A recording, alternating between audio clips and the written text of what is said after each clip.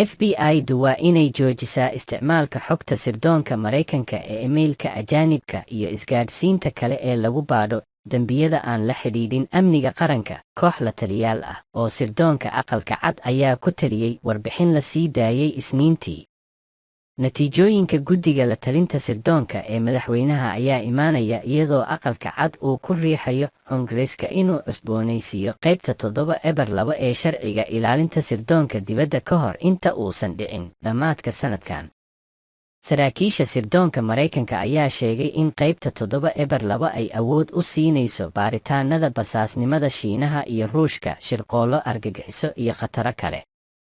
Laakiin hay-adaha basaasku waxay sidoo kale ku dambeeyaan inay qabtaan isgaarsiinta muwaadiniinta Maraykanka iyo ganacsiyada iyo qaladaad isdaba joog ah oo sirdoon oo FBI-da ayaa kiciyey dhaleecaynta laba geesoodka ah ee xafiiska kaas oo qaabeeyey doodda ku saabsan cusboonaysiinta sharciga.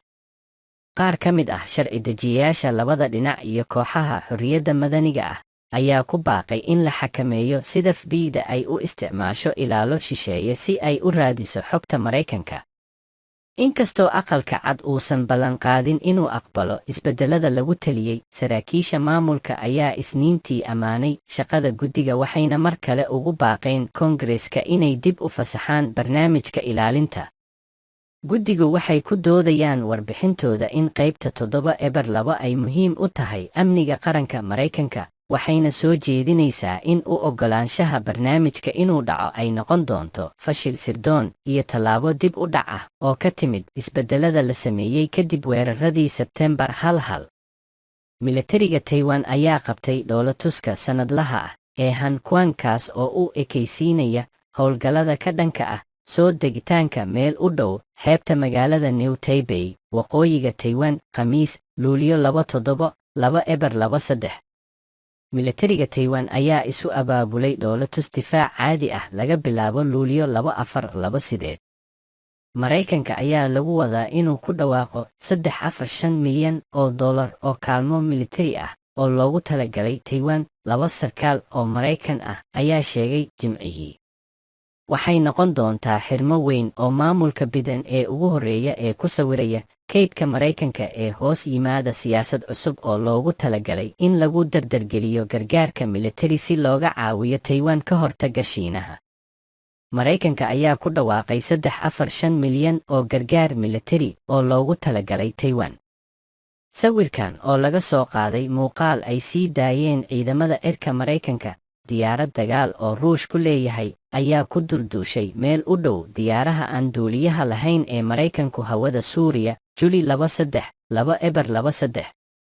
oo duqaymo ku dilay diyaaradda Maraykanka oo waxyeelo u geystay. Milatariga Maraykanku waxa uu sheegay Salaasadii tii ugu dambaysay ee faragelin gardaro ah oo uu Ruushku ka geystay gobolka.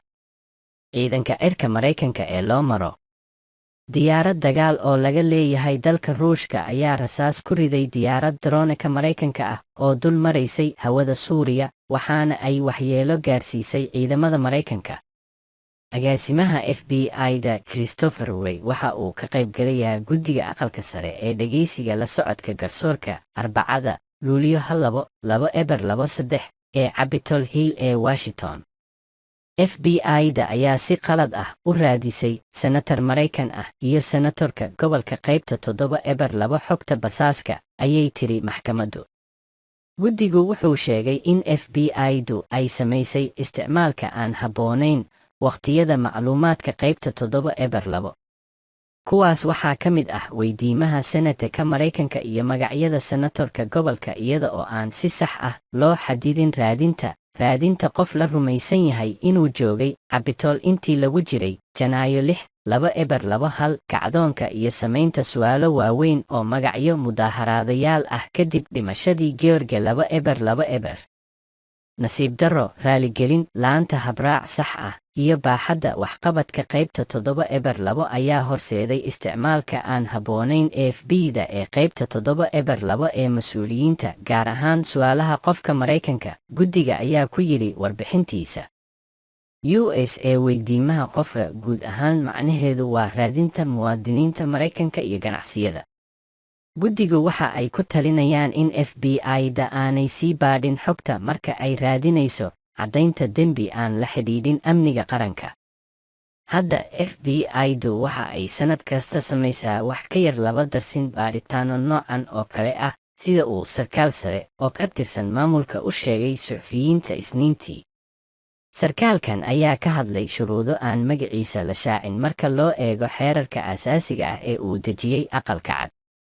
Aqalka Cad ma uusan go'aansan in uu aqbali doono talada iyo in kale, balse waxa uu daraasaynayaa shaqada guddiga iyo warbixinta, ayuu yidhi sarkaalka.